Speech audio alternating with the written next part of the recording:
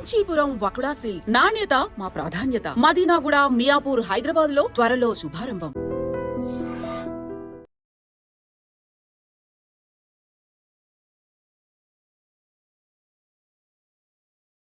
నమస్తే, welcome to iDream inside politics with Kavitha. మొత్తానికి Congress party నుంచి తీన్మార్ మల్లన్నని సస్పెండ్ చేసేశారు. తీన్మార్ మల్లన్న కూడా సస్పెన్షన్ కాపీని ఫోటో ఫ్రేమ్ కట్టుకొని మరీ చూపిస్తున్నారు. నెక్స్ట్ స్టెప్ ఎలా ఉండబోతోంది? తీన్మార్ మల్లన్న వెనకాల ఎవరున్నారు? పార్టీ పెడుతున్నారా? ఏం జరగబోతోంది? మనతో పాటుగా ఉన్నారు పొలిటికల్ అనలిస్ట్ ప్రకాష్ గారు. ప్రకాష్ గారు నమస్కారం. సో గతంలో మనం మాట్లాడుకున్నాం, తీన్మార్ మల్లన్న గురించి మాట్లాడుకున్నాం, బీసీలకు సంబంధించి రాబోతున్నటువంటి ప్రత్యేక పార్టీ. ఈ రెండింటిని లింక్ చేయొచ్చు అంటారా? యా తప్పకుండా. ఎందుకంటే ఇప్పుడు చాలా అగ్రెసివ్గా ముందుకు వస్తున్నాడు మల్లన్న. ఆయన ఒకవేళ కాంగ్రెస్లోనే కొనసాగాలనుకొని ఉంటే దానికి ఎక్స్ప్లెనేషన్ ఇచ్చేవాడు. బట్ ఆయన మొండిగా వ్యవహరించాడు ఆ విషయంలో. సంజయ్ నోటీస్కి పైనుంచి అటాక్ చేశాడు. తనని సస్పెండ్ చేసిన తర్వాత బీసీలకు ఒక న్యాయము, అగ్రకులాలకు ఒక న్యాయము. కోమటిరెడ్డి వెంకటరెడ్డి కానీ, రాజగోపాల్ రెడ్డి కానీ వాళ్ళు ఎన్ని మాటలు అన్నా కూడా వాళ్ళ మీద ఏం చర్య తీసుకోలేదు. ఈవెన్ క్రమశిక్షణ సంఘం చైర్మన్ ఉన్న చిన్నారెడ్డి కూడా తప్పు పట్టే విధంగా మాట్లాడాడు. ఆయన మీద కూడా చర్య తీసుకోవాల్సి ఉండే. బట్ ఆయన మా మీద చర్య తీసుకుంటాడా? ఆయనకే ఆ డిసిప్లిన్ లేదు అనే పద్ధతిలో చాలా అగ్రెసివ్గా అటాక్ చేశాడు. రెండవది ఆ ఫ్రేమ్ కట్టించి పెట్టుకున్నాడు అని చెప్పారు కదా, అదేంటంటే దీనికి ఒకరోజు బాధపడే పరిస్థితి వస్తుంది. మీరు ఆ బాధపడే పరిస్థితి వచ్చిన రోజు ఇది గుర్తుంటుంది మీకు. కాంగ్రెస్ పార్టీ కూడా పశ్చాత్తాపం చెందుతుంది, బాధపడుతుంది. టీడీపీ ఎట్లయితే కేసీఆర్ను లైట్ తీసుకున్నారు కదా, తెలంగాణ ఎక్కడ వస్తుంది, ఈయన ఎక్కడ దాన్ని నడిపించగలుగుతాడు, ఈయనకు ఆ సమర్థత లేదు అని చెప్పి ఆ రోజుల్లో చంద్రబాబు నాయుడు లైట్ తీసుకున్నాడు టీఆర్ఎస్ పెట్టబోయే ముందు నేపథ్యం. కానీ జీవితాంతం సరిదిద్దుకోలేని విధంగా ఆ తప్పు ఎప్పటికీ ఆయన మైండ్లో వెంటాడుతూనే ఉంటుంది. అది అట్లా కాంగ్రెస్కి కూడా ఇది ఒక గుణపాఠం అవుతుంది నా బహిష్కరణ అని చెప్పి చూపెట్టడానికే నేను ఫ్రేమ్ కట్టి పెట్టించుకున్నాను అన్నాడు. సో విజయ సంకేతం ముందే చూపిస్తున్నారు ఆయన. అయితే ఆయనకి ఏంటంటే ఓవర్ కాన్ఫిడెన్స్ అని నేను అనలేను. బట్ ఖచ్చితంగా ఏదో ఒక రోజు 50% జనాభాలో 50%కి మించి ఉన్న బీసీలు ఇప్పటి వరకు నిరాదరణకు గురవుతున్నారు, అన్యాయానికి గురవుతున్నారు, వివక్షకు గురవుతున్నారు. ఇప్పటివరకు ముఖ్యమంత్రి అయ్యే అవకాశం కూడా ఇవ్వలేదు పార్టీలు. ఎంత సమర్థులు ఉన్నా కూడా ముఖ్యమంత్రిని కానివ్వలేదు. విహాన్మంతరావుకు ఛాన్స్ దగ్గర దాకా వచ్చిపోయింది. శివశంకర్ గారు అప్పుడు మొదటిసారి ఆయనకు ఆఫర్ చేసినప్పుడు ఆయన అంజయ్య గారు బీసీ అనుకొని అంజయ్య గారిని రికమెండ్ చేశాడు. తర్వాత తెలిసింది ఆయన భంగపడ్డాను, అంజయ్య బీసీ కాదు అని చెప్పి తర్వాత తెలిసింది ఆయనకి. బట్ ఎంతోమంది అరుగుల రాజారాం గారని నిజామాబాద్ కానీ, డి శ్రీనివాస్ గారు 2 సార్లు పార్టీని అధికారంలోకి తెచ్చాడు. డి శ్రీనివాస్ పిసిసి ప్రెసిడెంట్గా ఉండి. బట్ రాజశేఖర రెడ్డి గారు ఆయనకు అవకాశం ఇవ్వలేదు. అట్లాగే ఇంకా చాలామంది దగ్గర దాకా వచ్చిపోయారు. సో ఎందుకు మనం ముఖ్యమంత్రి కాకూడదు? ఈ అగ్రకులాలు వాళ్ళ ఆధీనంలో ఉన్న పార్టీల వెంట మనం ఎందుకు పోవాలి? మనమే ఒక స్వతంత్ర శక్తిగా ఎందుకు ఎదగలేము? మన వాళ్ళందరినీ మనం కలుపుకొని పోదామనే వైఖరి తీసుకొని ఏకపక్షంగా కూడా పోవట్లేదు ఆయన. అన్ని కులాలలో ఉన్న ఇంటలెక్చువల్స్ని, తర్వాత రాజకీయంగా ఆస్పిరేషన్స్ ఉన్న వాళ్ళను వీళ్ళందరినీ చేరదీస్తున్నాడు. వెంటనే పార్టీ పెట్టే తొందరపాటు పని కూడా చేయలేదు ఆయన. ఒక ఫ్రంట్ ఏర్పాటు చేద్దామన్న ఆలోచనలతో ఉన్నాడు. బీసీ ఫ్రంట్ ఒకటి జేఏసీ పేరుతోనో ఇంకో పేరుతోనో తీసుకొచ్చి అందరిని కలుపుకున్న తర్వాత ఇంటలెక్చువల్స్ యొక్క ఇన్పుట్స్ తీసుకొని, గతంలో ఉన్న అనుభవజ్ఞులతో కూడా సలహాలు తీసుకొని ఒక మంచి బలమైన శక్తిగా బీసీలను ఒకటి చేయాలనేది ఆలోచనతో ఉన్నాడు. సరే, గతంలో మల్లన్న ఏంది అనేది పక్కకు పెడితే ఇప్పుడు ఆయన పోతున్న దారి అయితే సరైన దారి అని నేను అనుకుంటున్నాను. ఎవరున్నారంటారు ఆ దారిలో? ఈయనైతే ముందు కనిపిస్తున్నారు, ఆయన వెనకాలండి ఆయన నడిపిస్తోంది ఎవరంటారు? ఆయన కులాన్ని బలగాన్ని నమ్ముకున్నాడమ్మా, పార్టీని కాదా? పార్టీ బీజేపీ వెనకాల ఉంది అనే మాట. బీజేపీని ఆయన ఏం నమ్ముకోలేదు. గతంలోనే ఒకసారి పోయి తప్పు చేసిన అని చెప్పి మళ్ళీ బయటకు వచ్చాడు. కాబట్టి ఏ పార్టీ కూడా అవసరం లేదు నాకు. ఆయన ద్వారా నాకు తెలిసింది ఏంటంటే టీడీపీ కూడా ప్రయత్నం చేస్తున్నారు తనను ఆ పార్టీ అధ్యక్షునిగా బాధ్యతలు తీసుకోమని చెప్పడానికి.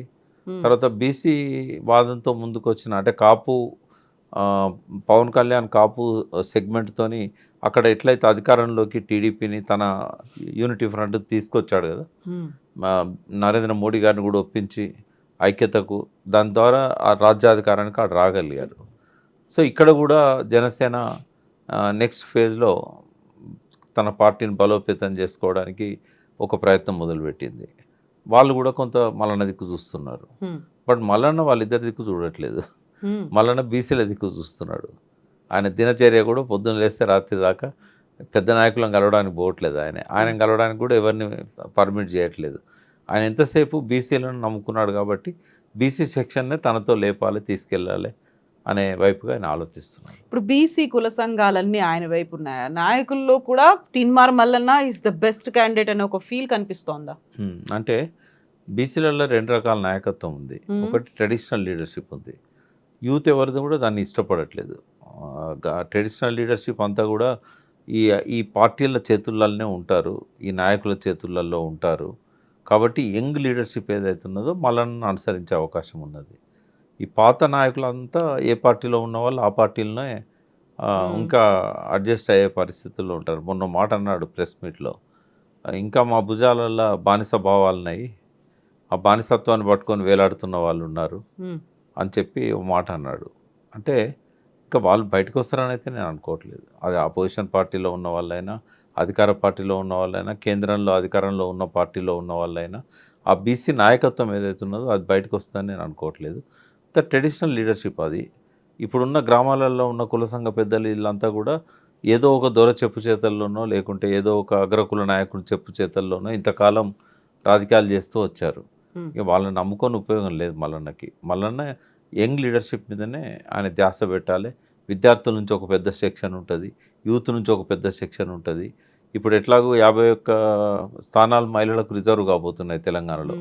ఈ డీలిమిటేషన్ తర్వాత 34 స్థానాలు పెరిగినట్టయితే 153 అవుతాయి. అందులో ఒక 51 స్థానాలు మహిళలకు రిజర్వ్ చేస్తారు. కాబట్టి మహిళల్లో కూడా ఆ చైతన్యం వచ్చింది.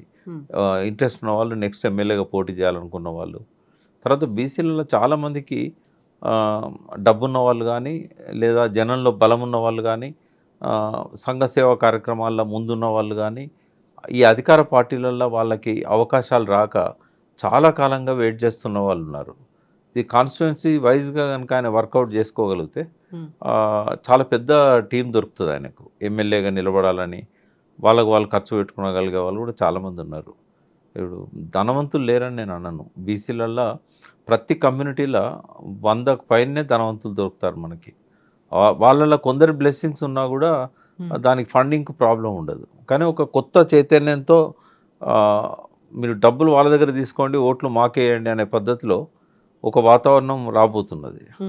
వాళ్ళు సంపాదించుకున్నారు, అధికారంలో ఉండి మేమేం సంపాదించుకోవడానికి రావట్లేదు, మన కమ్యూనిటీని డెవలప్ చేసుకోవడానికి వస్తున్నాం, మా విజన్ ఇది అని చెప్పి ఇప్పటి వరకు ఏ ప్రభుత్వాలు కూడా బీసీల గురించి ఆలోచించని అనేక పథకాల గురించి విజన్ను కనుక ఆవిష్కరించినట్టయితే ప్రతి బీసీ హృదయంలో నిలబడిపోయే విధంగా ఆ పార్టీని డెవలప్ చేయొచ్చు. ఒక రోడ్ మ్యాప్ ఇది. Road map, yes. ఎందుకంటే స్వాతంత్రం వచ్చిన కాడి నుంచి కూడా వాస్తవంగా బీసీలకు ఏం కావాలనో ఏ పార్టీ పట్టించుకోలేదమ్మా.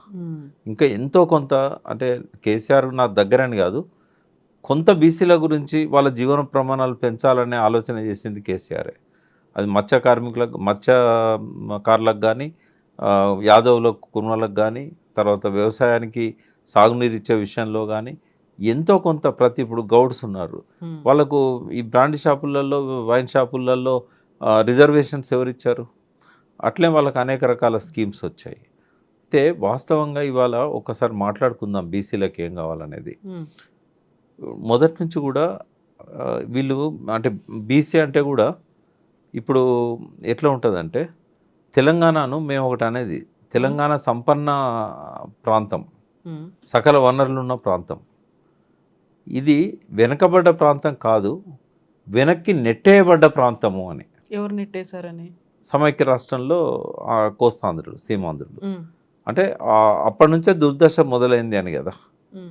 కొంత నిజాం పీరియడ్లో కూడా వెనక్కి నెట్టేయబడ్డారు కొంతవరకు. బట్ బీసీలు ఎన్నడూ వెనుకబడ్డ వాళ్ళు కాదు. ఎందుకంటే ఉత్పత్తి చేసేవాళ్ళు, కళా నైపుణ్యాలు ఉన్నవాళ్ళు, వాళ్ళు ఎందుకు వెనుకబడి ఉంటారమ్మా? ఏ విషయంలో వెనుకబడి ఉంటారు? ఉత్పత్తిని నమ్ముకున్న వాళ్ళు, ఉత్పత్తి చేసిన ప్రోడక్ట్స్ని అమ్ముకున్న వాళ్ళు, వాళ్ళ చేతిలో వృత్తి ఉన్నంత వరకు, వాళ్ళ లోపల శ్రమించాలనే తత్వం ఉన్నంత వరకు, వారి ఉత్పత్తుల్లో నైపుణ్యం ఉన్నంత వరకు వాళ్ళు ఎందుకు బీదవాళ్ళు ఉంటారు? ఒక రైతు ఒక వడ్రంగిని పిలిచి నాకు నాగలి కావాలని కర్ర ఇస్తాడు. చేసినందుకు అతను శ్రమిస్తాడు, నైపుణ్యాన్ని ఉపయోగిస్తాడు, ఉత్పత్తి చేస్తాడు. ఫ్రీగా చేయించుకుంటాడా? డబ్బులు ఇస్తాడు కదా. మరి ఎందుకు వెనుకబడి ఉన్నారు వాళ్ళు? ఆధునికతలో వృత్తి నైపుణ్యానికి స్థానం లేకుండా పోయింది. పారిశ్రామికీకరణ జరిగిన తర్వాత మెకనైజేషన్లో వృత్తులు మాయమైపోయినాయి, సాంప్రదాయ వృత్తులు అని పోయినాయి. ఆధునికత ఎప్పుడైతే వచ్చిందో, ఉదాహరణకు ఒకటే ఎగ్జాంపుల్ చెప్తాను నేను, మిగతా బీసీ కులాలన్నింటిని అర్థం చేసుకోవడానికి. ఒకప్పుడు మన ఇంట్లో కుమ్మరి లేకుండా ఇల్లు గడిచేది కాదు. కుమ్మరి ఇంటి మీద గూన కప్పేది, అవసరమైతే ఆ ఇంటికి కావాల్సిన మట్టిని సరఫరా చేసేవాడు. ఎవరన్నా ఇంటి ముందరికి వస్తే కాళ్ళు కడుక్కోవడానికి కడవ చేసేవాడు. చేతిలో ఒక మట్టి పాత్ర, చెంబు. ఈ ఇత్తడి సామాన్లు, అల్యూమినియం, ప్లాస్టిక్ రాకముందు సంగతి నేను చెప్తున్నాను. పారిశ్రామికీకరణ జరగక ముందు విషయాలు చెప్తున్నాను, మొన్నటి వరకు ఉన్న విషయాలు చెప్తున్నాను. వడ్లు దాచుకోవడానికి పెద్ద పెద్ద గాదెలు చేసేవాడు, గరిసెలు చేసేవాడు. ప్రతి అవసరానికి, ఇంట్లో వంట చేసుకోవడానికి కూడా కుండ, నీళ్లు దాచుకోవడానికి కడవలు, నీళ్లు మోసుకోవడానికి, నీళ్లు ఉంచుకోవడానికి ఎంత మంచిగా ఉండేది. అందులో పోస్తే ఎండాకాలం కూడా చల్లగా ఉంటాయి. ఇప్పటికి కూడా మనం నిర్మల్ రంజన్లు ఇవన్నీ వాడుతూ ఉంటాం. అయితే ప్రతి ఒక్క అవసరానికి పనికొచ్చిన కుమ్మరి ఇవాళ ఏమైపోయాడు? ఆధునీకరణలో ఆయన వృత్తి ఏమైపోయిందంటే, ఎక్కడైనా కళ్ళు వాడితే లొట్టి, ఇంకా వాటికి కూడా ప్లాస్టిక్ వస్తాయేమో, ఇప్పటివరకు అయితే రాలేదు. కళ్ళు వాటిని లొట్టి అంటాం, తాడి చెట్టుకు పైన కడతారు. రెండవది, ఎవరైనా చస్తే ఆ నిప్పు పట్టుకపోవడానికి చావు కుండలు, తర్వాత పెళ్ళికి ఐరన్ కుండలు.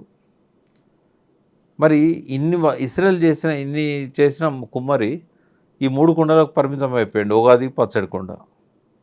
ఇంకా ఎట్లా బతుకుతాడు ఆయన? ఆయన ఏమైపోయాడు? ఆ వృత్తిని వదిలిపెట్టేసి అడ్డం మీద కూలిగా మారిపోయాడు. ఒకవేళ ఈ వస్తువుల తయారీలో, ఆధునీకరణ వల్ల వచ్చిన వస్తువుల తయారీలో అతన్నే ఆ నైపుణ్యాన్ని పెంచి ఇన్వాల్వ్ చేయగల, అతనికే ఆ పెట్టుబడి ఇచ్చినట్టయితే ప్రభుత్వాలు, ఎందుకంటే మారుతున్న క్రమంలో ఆ వృత్తులను కూడా ఆధునీకరించాలి కదా, ఆ వృత్తికారులకు కూడా శిక్షణ ఇవ్వాలి కదా. చాలాసార్లు కేసీఆర్ గారిని విమర్శించారు. ఈ గొల్ల కుర్మలలో మా తల్లిదండ్రులు గొర్రెలు కాస్తున్నారు, మేము కూడా గొర్రెలు కాయన్నా, మీ గొర్రెల స్కీమ్ పెడుతున్నావు కదా, మేము కూడా గొర్రెలు కాయన్నా, మాకు ఉద్యోగాలు ఇవ్వండి, గొర్రెలు కాదు అని చెప్పి అన్నారు. అక్కడ జరిగిన లోపం ఏంటంటే, సరే ఇంకా గొర్రెలు కాసే వాళ్ళు ఉన్నారు కాబట్టి దాన్ని ఏం అడ్డుకోవాల్సిన అవసరం లేదు. బట్ ఆ గొర్రెలు మేపిన వారి కుమారులు, కుమార్తెలు వాళ్ళంతా కూడా డిగ్రీలు చేసిన వాళ్ళు ఉన్నారు కదా, వీళ్ళని 40 గొర్రెలు కాయమంటే కాయరు కదా. కానీ గొర్రెల సంఖ్య పెంచుకోవడానికి వీళ్ళ పేరు మీద దరఖాస్తులు పెట్టారు వాళ్ళు. 25% కడితే 75% గవర్నమెంట్ ఇస్తుంది కాబట్టి. బట్ మాంసము ఆధునీకరణ లోపల ఎన్ని రకాలుగా దాన్ని బై ప్రోడక్ట్స్ తయారు చేయవచ్చు. గొర్రె తోలు దగ్గర నుంచి ఫస్ట్ బూరు, ఆ బూరు ద్వారా చేయగలిగే ఉన్ని ప్రోడక్ట్స్, తర్వాత మాంసము. ఆ మాంసం ఇప్పుడు అల్కబీర్ అని ఒకటి ఉంది ఇక్కడ రుద్రారం దగ్గర. అల్కబీర్లోకి ఒకసారి పశువు పోయినట్టయితే ఇంకా ఏది బయటికి రాదు. అంటే ఆ పశువులో ఉన్న ప్రతీది కూడా ఉపయోగపడుతుంది. మాంసం అమ్ముతారు, తర్వాత అందులో మలమూత్రాలను కూడా వాళ్ళు ఎన్కాజ్ చేసుకుంటున్నారు, పేగుళ్ళల్లో మిగిలిపోయిన మలమూత్రాలని. అంటే ప్రతి కొమ్ములను ఉపయోగించుకుంటున్నారు, చర్మాన్ని ఉపయోగించుకుంటున్నారు, రక్తాన్ని కూడా ఉపయోగించుకుంటున్నారు.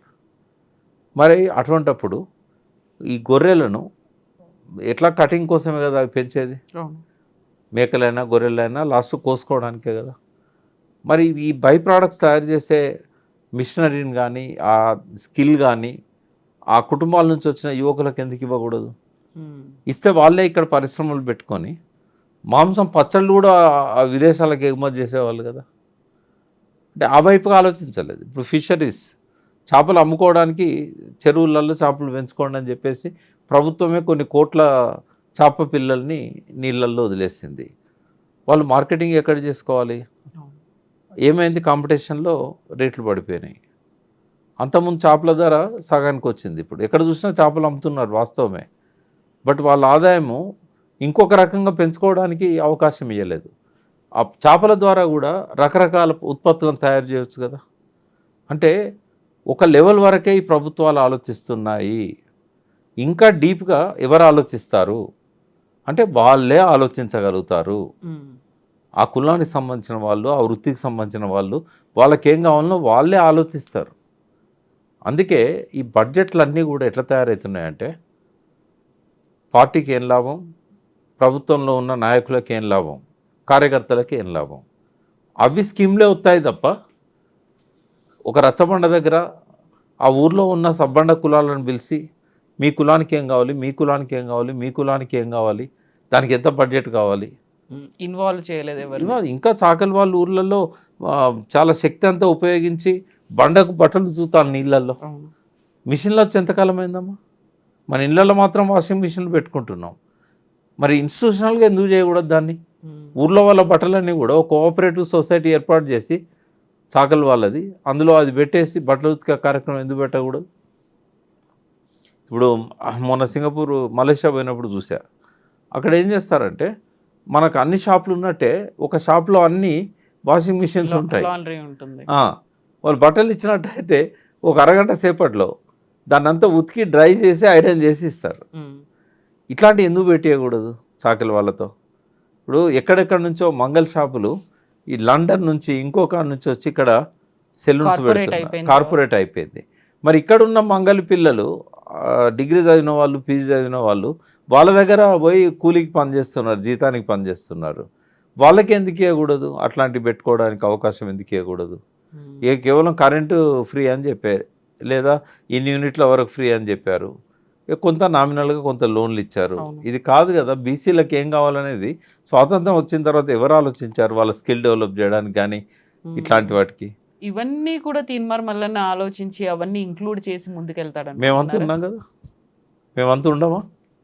ఒకవేళ తీర్మాన్ మల్లన్నే కనుక రాజకీయ శక్తిగా ఎదగగలిగితే ఇవన్నీ చేయాలని దానివల్ల వచ్చే బెనిఫిట్స్ ఏంది? ఆయనకు కూడా మంచి అద్భుతమైన ఆలోచనలు ఉన్నాయి. బయటికి కనబడే మల్లన్న వేరు, ఇంటర్నల్గా మల్లన్న వేరు. ఇప్పుడు కేసీఆర్ గారు భాష రాకనా పరుష పదాలు వాడింది? రేవంత్ రెడ్డి భాష రాకనా? వాళ్ళకు కొన్ని లక్ష్యాలు ఉంటాయి. కావాలని ఆచితూచి ఆ భాష కావాలని మాట్లాడతారు, అలవోకగా రాదు. మల్లన్న కూడా అంతే. తనంతాను ఎలివేట్ చేసుకోవడానికి, సెన్సిటైజ్ చేయడానికి ఇట్లాంటి విషయాలలో ఆయన ఆ భాష వాడి ఉండొచ్చు. బట్ అది చూసి మల్లన్న గింతే అని అనుకుంటే తప్పు. ఆయనకు అద్భుతమైన ఆలోచనలు ఉన్నాయి బీసీలను ఎట్లా డెవలప్ చేయాలనే విషయంలో. కానీ ఇంకోటి, తనకు తెలిసితే వేదం అనుకునే వ్యక్తి కాదు ఆయన, అందరినీ కన్సల్ట్ చేస్తున్నాడు. డెఫినెట్గా ఆయన ఒక సమిష్టి నాయకత్వంతోనే ముందు పోతారని నేను అనుకుంటున్నాను. ఒక వ్యక్తిగా కాకుండా ఒక సమిష్టి శక్తిగా ఎదగాలి. అట్లయితేనే బీసీ పార్టీ నిలబడుతుంది. మళ్ళీ వ్యక్తి డామినేషన్తో ఉంటే మాత్రం అది నిలబడదు. ఇప్పుడు దశాబ్దాలుగా ఆర్ కృష్ణయ్య పోరాటం చేస్తూ వస్తున్నారు. అటు రాజ్యసభలో కూడా రిప్రజెంటేషన్స్ అనేవి ఇస్తూ వచ్చారు. ఆ తర్వాత ఇప్పుడు ఏ కులానికి ఆ కులం పెద్దలందరూ కలిసి సమావేశాలు అవుతున్నాయి. మళ్ళీ నేను సస్పెండ్ చేసిన తర్వాత విహెచ్ వాళ్ళ ఇంట్లో కూడా సమావేశం జరిగింది. కాంగ్రెస్ పార్టీకి అది కూడా తెలిసింది. ఇవన్నీ అవుతున్నప్పుడు అందరూ మళ్ళీ ఏకమయ్యి ఇంకొకరు కొత్తగా వచ్చాడు ఒక యువకుడు, ఆయన్ని ఎంకరేజ్ చేస్తూ లేకుంటే ఆయనతో మేమున్నామని చెప్పడం అనేది సాధ్యమవుతుందంటారా? అంటే మీరు గమనించాలి, మల్లన్న లేచిన తర్వాతనే వీళ్ళందరికీ గౌరవం దొరుకుతుంది. ఓకే, విహెచ్ ఇంట్లో నేను కూడా అటెండ్ అయినాను. బీసీ, అది బీసీది కాదు, మున్నూరు కాపులదే. ఒక మున్నూరు కాపుగా నన్ను కూడా పిలిచారు. అక్కడేమో యాంటీ కాంగ్రెస్ స్టాండ్ కానీ యాంటీ కాంగ్రెస్ మాటలు కానీ ఏం లేవు. అక్కడ జరిగిందంత ఏంటంటే రేవంత్ రెడ్డి చెప్పాడు అన్ని కులాల వాళ్ళకు, మీరు మీ కులాలలో మీటింగ్స్ పెట్టుకోండి, మీకు ఏం కావాలో నన్ను అడగండి, నేను చేయకపోతే నన్ను తప్పట్టండి, మీ డిమాండ్స్ ఏందో చెప్పండి అంటే వాళ్ళు మీటింగ్స్ పెట్టుకున్నారు. పిహెచ్ కూడా అదే ఉద్దేశంతో మీటింగ్ పెట్టాడు. పెట్టిన తర్వాత మున్నూరు కాపులకు ఏం కావాలనేది చర్చ జరిగింది ఆడ. దానికి సంబంధించే కొన్ని డిమాండ్స్ రాశారు. అవి రేవంత్ రెడ్డి గారికి ఒక రిప్రజెంటేషన్ రూపంలో ఇవ్వాలనుకున్నారు. కానీ అక్కడ ఇంకొక అదనంగా మాట్లాడుకున్నది ఏంటంటే మన శక్తి ఏందో చూపెట్టాలి, కులగణలో మనం తక్కువ చూపెట్టారు అంటే అది రెండు రకాలుగా ఆలోచించవచ్చు. కులగణనలో చాలామంది నమోదు చేసుకోకపోవడానికి ఇంకో కారణం కూడా ఉంది. ఏంటంటే వీళ్ళు రకరకాల ప్రశ్నలు అందులో అంటే ఇంక్లూడ్ చేసి ప్రొఫెసర్లను కూడా తప్పట్లేను. తయారు చేసిన వాళ్ళకి ఏంటంటే బీసీలలో ఏ రకంగా ఉంది వాళ్ళ ఆర్థిక పరిస్థితి, వాళ్ళ సామాజిక పరిస్థితి, ఇవన్నీ కూడా తెలుసుకోవడానికని ఇంట్లో ఫ్రిడ్జ్ ఉందా లేదా అని కూడా అడిగారు. అందులో ఏసీ ఉందా, ఫ్రిడ్జ్ ఉందా, ఇట్లాంటివి కూడా అడిగారు. అయితే వీళ్ళు ఏమనుకున్నారు, వాళ్ళకున్న బర్రెల వివరాలు, ఆవుల వివరాలు ఇవన్నీ రాస్తే రేషన్ కార్డులు క్యాన్సిల్ అవుతాయేమో, మనకు వచ్చే పథకాలు ఆగిపోతాయేమో. ఎందుకంటే రేవంత్ రెడ్డి రకరకాల పారామీటర్స్ పెడుతున్నాడు స్కీమ్లు ఇవ్వడానికి. ఇదివరకు ఇచ్చిన స్కీమ్లోనే కొనసాగించడానికి కూడా రకరకాల ఇవి పెడుతున్నాడు. రేపు ఈ సర్వే రిపోర్ట్ పోయినాక మన అన్ని కట్ చేస్తాడేమో అనే భయంతో చాలామంది సర్వేలో పాల్గొనలేదు. అట్లాంటి జరిగింది. అది ఉద్దేశపూర్వకంగా జరిగిందని నేను అనేదానికంటే ఇట్లాంటి వాటి వల్ల జరిగి ఉండదు. బట్ ఏది ఏమైనా కూడా సర్వే సరిగా లేదు అనేది మాత్రం వాస్తవం. ఒకటే ఉదాహరణ ఏంటంటే రెడ్ల సంఖ్య కంటే 300 కాపుల తక్కువ చూపెట్టారు. మీరు ఏ ఊరికి పోయినా కూడా ఊర్లో ఒక రెడ్డి ఉంటే 20 కాపుల కుటుంబాలు ఉంటాయి. తర్వాత చాలా 4-5 జిల్లాలలో 300 కాపులు పక్కన రెడ్డి అని పెట్టుకుంటారు. వాళ్ళందరినీ రెడ్ల ఖాతాలో వేసేసారు. ఇట్లాంటివన్నీ జరిగినాయి. కాబట్టి మేము చెప్పింది ఏంది, బిహెచ్కి గ్రామాన వాళ్ళు సర్వే చేసినవి అంటించినట్టయితే ఎవరు అసలు రెడ్డి, ఎవరు 300 కాపు రెడ్డి అనేది తేలుతుంది. అట్లా ఎవరెవరైతే ఎన్రోల్ చేసుకోలేదో ఆడ ఎన్రోల్ చేసుకోవడానికి అవకాశం ఉంటుంది. కాబట్టి అవన్నీ డిస్ప్లే చేయమని చెప్పాం. అట్లా క్యాబినెట్లో కూడా ఇప్పటి వరకు 300 కాపు మంత్రి లేని క్యాబినెట్ లేదు. కేసీఆర్ 2 క్యాబినెట్లలో కూడా 300 కాపు ప్రతినిధి ఉన్నాడు. ఓసారి జోగురామన్న, ఓసారి గంగుల కమలాకర్. ఈసారి లేదు. అంటే బూరుగుల రామకృష్ణారావు గవర్నమెంట్ నుంచి ఈరోజు వరకు లేకుండా ఎన్నో లేదు. కాబట్టి మనకు అన్యాయం జరిగింది. మీరు అది ఆయన దృష్టికి తెచ్చి ఆ పార్టీలో ఉన్న చేయాలి. ఇప్పుడు దానం నాగేందర్ ఆ పార్టీలో పోయాడు 300 కాపు. గంగుల కమలాకర్ టీఆర్ఎస్లో ఉన్నాడు కాబట్టి ఆయనకి ఇవ్వరు. ఆది శ్రీనివాస్ ఉన్నాడు, విప్ ఇచ్చారు ఆయనకి. మరి ఆయనకి ఎలిజిబిలిటీ ఉంది కదా. రేపు ఎల్లుండో సస్పెండ్ అయ్యే, అంటే ఎలక్షన్ కమిషన్ నుంచి తాకీదు అందుకోబోతున్న దానంకి ఇయ్యరు. ముగ్గురే ఉన్నారు 300 కాపు ఎమ్మెల్యేలు. మరి ఆయనకి ఇవ్వచ్చు కదా అని చెప్పి ఇట్లాంటి విషయాల మీదనే మాట్లాడడం తప్ప తీర్మానం మరణ గురించి చర్చ రాలేదు, ఎవరి గురించి చర్చ రాలేదు. అది అయితే బీసీలలో ఒక ట్రెండ్ ఏముంటుందమ్మా, మేము పార్టీ పెట్టినప్పుడు కూడా టీఆర్ఎస్ కేసీఆర్ గారి దగ్గరికి వచ్చి కొంతమంది బీసీ టీడీపీలో ఉన్న బీసీ నాయకులు ఏం చెప్పేటోళ్ళు అంటే, నువ్వు ఇట్లే ఫైట్ చేయన్నా, నువ్వు చేస్తే మాకు గౌరవం పెరుగుతుంది ఆడ. అంటే మన తెలంగాణ నాయకులు బీసీ కానీ లేకుంటే ఓసీ కానీ తెలంగాణ నాయకులకు తెలంగాణ ఉద్యమం వస్తుందంటే చంద్రబాబు విలువ ఇచ్చేవాడు. అక్కడ వీడు పోకుండా కాపాడుకోవాలి ఆ పార్టీకి. అట్లనే ఇప్పుడు మల్లన్న నెంబడి పోకుండా కాపాడుకోవాలి, మల్లన్న భావజాలంలో బీసీలు పడకుండా చేయాలంటే ఏం చేయాలి? ఇప్పుడు బీసీ ముఖ్యమంత్రి ఇస్తానని బీజేపీ చెప్పాలి. మళ్ళీ ఇప్పుడు బీసీలలో 6 స్థానాల్లో కనీసం 2-3 బీసీలకు ఇవ్వాలని రేవంత్ రెడ్డి ఆలోచించాలి. అంటే ఆ నాయకులకు కూడా ఏముంటుంది అంటే మల్లన్న లేస్తేనే మనకు గౌరవం దొరుకుతుందిరా బాబు అని అనుకోవాలి వాళ్ళు. కాబట్టి పరోక్షంగా ఎంకరేజ్ చేస్తారు, పరోక్షంగా తప్పకుండా ఎంకరేజ్ చేస్తారు. ప్రత్యక్షంగా ఇలా అవకాశం లేని వాళ్ళు, ఈ పార్టీల మీద వ్యతిరేకత ఉన్న వాళ్ళు, బీసీలకు సరైన న్యాయం దొరకాలి అనుకున్న వాళ్ళు నమ్ముకుంటారు మల్లన్నను. మళ్ళీ ఆయన ఏం చేస్తాడనేది తర్వాత సంగతి. బట్ ఆయన సరైన పద్ధతిలో దీన్ని సమిష్టి నాయకత్వంతో ముందుండి తీసుకుపోగలితే డెఫినెట్గా ఇది క్లిక్ అవుతుంది. అయితే తీన్మార్ మల్లన్న గతంలో ఒక మాట అన్నారు, రెడ్డి కులానికి సంబంధించినటువంటి లాస్ట్ సీఎం రేవంత్ రెడ్డి అవబోతున్నాడు అని ఆయన చెప్పిన తర్వాత ఇప్పుడు టీపీసీసీ చీఫ్ మహేష్ కుమార్ గౌడ్ ఒక మాట అన్నారు, నెక్స్ట్ కాబోయేది బరాబర్ బీసీఏ సీఎం అవుతాడు, కాంగ్రెస్ పార్టీ చేస్తుంది అనేది. అదొక రకంగా మీరు ఇప్పుడు చెప్పినటువంటి లాజిక్ని బట్టి చూస్తే అది మల్లన్న విజయంగా అనుకోవచ్చు అంటారా? 100%. అయితే మల్లన్న విజయమే కానీ వాళ్ళ కుట్ర కూడా. ఇప్పుడు ఏమైంది, తెలంగాణ వాదంతో కేసీఆర్ కరీంనగర్ బై ఎలక్షన్లో ఎంపీగా పోటీ చేసినప్పుడు 2,03,000 మెజార్టీతో జీవన్ రెడ్డి మీద గెలిచాడు. అంటే పార్టీకి ఏం పోయింది సంకేతం అంటే, టీడీపీకి కానీ కాంగ్రెస్కి కానీ తెలంగాణ అనకుంటే జనక్షేత్రంలో మనం నిలబడలేము అనేది ఎస్టాబ్లిష్ అయిపోయింది. వెంటనే మళ్ళీ ఉప ఎన్నికలకు కేసీఆర్ తెరదీశారు. 2008లో 15 మంది ఎమ్మెల్యేలు రిజైన్ చేశారు, 4 ఎంపీలు రిజైన్ చేశారు. అప్పుడు కేసీఆర్ సక్సెస్ కాలేదు. ఎందుకు కాలేదనంటే, ఈ కరీంనగర్ గుణపాఠాన్ని తీసుకున్న ఈ 2 పార్టీలు కూడా మేము తెలంగాణకు అనుకూలమే అని చెప్పేసి ఇద్దరు కూడా స్లోగన్స్ ఇచ్చారు. కాంగ్రెస్ జెండాలో తెలంగాణ పెట్టుకున్నారు, చేయి గుర్తు. ఆ ప్లేస్లో జెండా మేము కాంగ్రెస్ తెలంగాణ అన్నది. టీడీపీ కూడా మేము తెలంగాణకు వ్యతిరేకం కాదు, మేము తెలంగాణకు అనుకూలమే అని చెప్పి వాళ్ళు గోడల మీద రాతలు రాశారు. దానికి సపోర్ట్గా ఆయన ఒక కమిటీ కూడా వేశాడు తెలంగాణ విషయాన్ని తేల్చుదామని. దీంతో ఏమైంది, ప్రజలల్లో ఏ పార్టీకి ఉన్న తెలంగాణ వాళ్ళు ఆ పార్టీకే ఓట్లు వేసుకున్నారు. దెబ్బ ఎవరు తగిలింది, కేసీఆర్ తగిలింది. అంటే కేసీఆర్ని కొట్టాలనంటే ఈ తెలంగాణ వాదాన్ని మనం కూడా ఎత్తుకోవాలనేది ఆ రెండు పార్టీలు ఎట్లా ఆలోచించినాయో, మల్లన్నను కొట్టాలంటే బీసీకి ముఖ్యమంత్రి ఇస్తామని ఈ రెండు పార్టీలు చెప్పాల్సిన పరిస్థితి వచ్చింది. అది బీసీల ఓట్లు తీల్చడానికి జరిగే కుట్ర. కాకపోతే ఇప్పుడు ఆ రెండు పార్టీలకు ఒక అనివార్యమైనటువంటి పరిస్థితి, ఓట్ అబౌట్ బీఆర్ఎస్, అక్కడ అట్లాంటి పరిస్థితి అసలు ఉత్పన్నం కాదు కదా. బీఆర్ఎస్కి ఉండే పాజిటివ్ ఆస్పెక్ట్ ఏంటంటే వాళ్ళు చేసిన మంచి పనులు. ఇప్పుడు నిన్న ఒక లంబడామే ఒక టీవీలో చూశాను నేను మాట్లాడుతుంటే, దయ్యాన్ని నెత్తికెత్తించుకొని దేవుని పక్కకు పెట్టినాం, మాకు ఇట్లా జరగాల్సిందే అని ఆమె తిట్టుకుంటా ఉన్నది. అంటే అది కేసీఆర్ కలిసి వచ్చే అంశం. రెండవది, బీసీ నాయకత్వం ఇప్పుడు గ్రామ గ్రామాన పూలన్నీ ఉన్నాయి, ఓ సూది దారం పట్టుకుపోయి కూర్చుకోవాలి.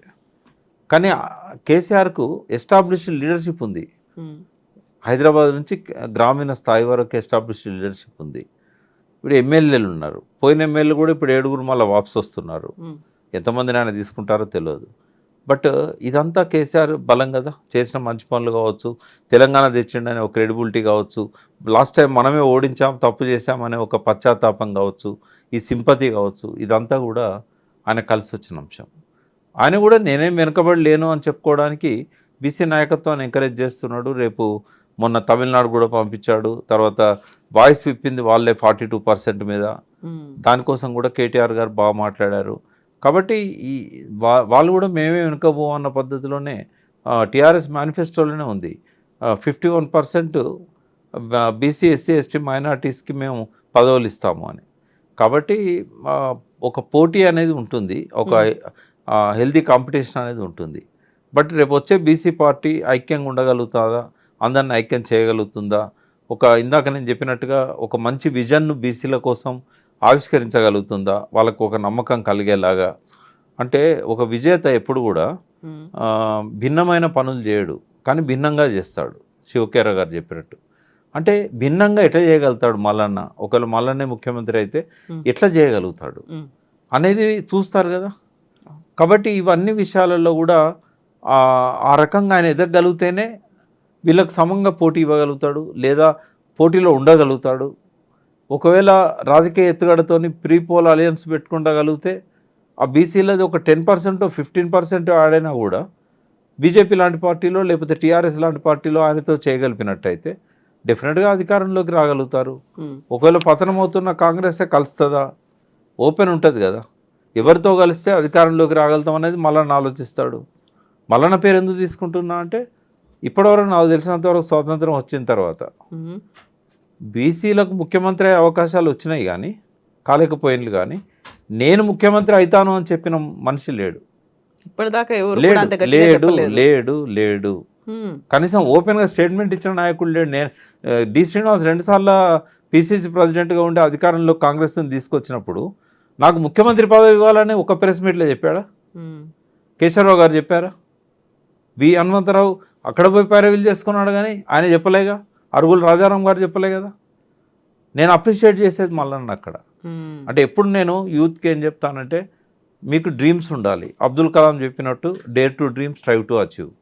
అది రేవంత్ రెడ్డి చేయగలిగాడు. 5 ఏళ్ల కింద నేను ముఖ్యమంత్రిని అవుతానని చెప్పి కొట్టగలిగాడు. మరి అది ఇన్స్పిరేషన్ ఇస్తుంది కదా మల్లన్నకు. మళ్ళీ వీళ్ళిద్దరు ఎవరిని ఫాలో అవుతున్నారు? కేసీఆర్నే ఫాలో అవుతున్నారు.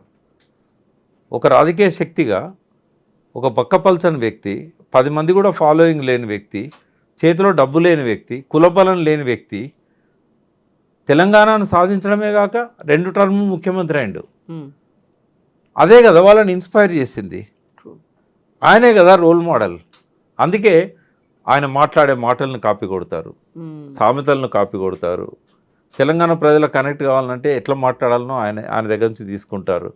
శత్రువుని ఎట్లాంటి మాటలతో అవమానపరచవచ్చో అనగదొక్కచ్చో నేర్చుకున్నారు. అంటే తెలంగాణ భాషలో చెప్పాలంటే, అరే కేసీఆర్ జుట్లకెళ్ళి రేవంత్ రెడ్డి పుట్టిండ్రా అని మొన్నటిదాకా అన్నారు. అరే రేవంత్ రెడ్డి జుట్లకెళ్ళి మల్లన్న పుట్టిండ్రా అనే కాడికి వచ్చింది. అంటే డెఫినెట్గా ఒక విజను ఒక ప్యాషను ఉన్నవాడు సంఘటిత శక్తిగా ఎదగలిగితే రిసోర్సెస్ అన్నిటిని మేధావులను విద్యావంతులను అన్ని సెక్షన్స్ కనుక కలుపుకోగలిగితే ఎదురుండదని నేను అనుకుంటాను. ఎందుకంటే వీళ్ళందరూ ఇదివరకు అధికారంలో ఉన్నవాళ్ళే. కొత్తగా మన కోసం ఒక శక్తి వస్తుంది, మనవాడు వస్తున్నాడు, మనవాడు మనకి ఇన్ని చేస్తానంటున్నాడు. ఇవన్నీ ఎవరన్నా ఆలోచించిందా? అసలు గతంలో ఉన్న ఏ పార్టీ అన్న ఆలోచించిందా? నరేంద్ర మోడీ బీసీ అయినా ప్రధానమంత్రిగా ఉండి ఆలోచించాడా? ఇట్లాంటివి అన్నీ వస్తాయి కదా. ఒక పాజిటివ్ యాంగిల్ కనిపిస్తుంది. ఆయన పార్టీ స్ట్రక్చర్ ఎంత ముఖ్యమో విజన్ అంత ముఖ్యం. తెలంగాణ రాకముందు కూడా ఆ విజనే తెలంగాణ ప్రజల్ని తెలంగాణ వైపు తీసుకొచ్చారు. అవును, తెలంగాణ వస్తే నాకేమొస్తుంది అన్న ప్రతి ఒక్కడికి కేసీఆర్ సమాధానం చెప్పాడు, నీకేమొస్తుంది అని. సరే అందరికీ అన్నీ వచ్చినాయంటే ఆ ప్రాసెస్లో ఉండగానే పడిపోయింది ఆయన. బట్ అది ఆ హామీ ఇవ్వగలగాలి, ఆ స్పష్టత ఇవ్వగలగాలి, ఆ వైపుగా ఆలోచించగలగాలి, తను చేయగలుగుతాడనే ఒక సమర్థతను అతను నిరూపించుకోగలగాలి. మాట్లాడే మాటలో తేడా రావాలి. అదివరకు ఒక పార్టీ నాయకునిగానో, ఒక జర్నలిస్ట్గానో, ఒక విమర్శకునిగానో, ఒక యూట్యూబర్గానో ఏవైనా మాట్లాడచ్చు.